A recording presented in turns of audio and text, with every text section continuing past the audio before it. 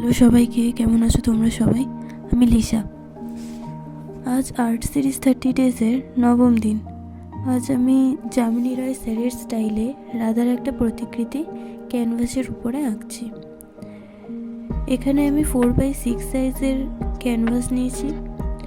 প্রথমে outline draw করে নিয়েছি, তারপর পুরো ক্যানভাসে বেস কালার করে শুকিয়ে নিয়েছি। এরপর মেন ক্যারেক্টারে কালার করা স্টার্ট করেছি।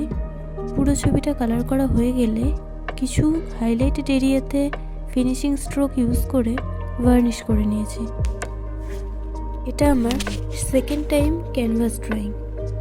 আমি নর্মালি কালার করার জন্য সোনাইয়ের 2 নাম্বার তুলি ইউজ করেছি এবং ফিনিশিং স্ট্রোক দেওয়ার জন্য প্রত্যেকটা এরিয়াতেই 000 তুলিটাকে ইউজ করেছি।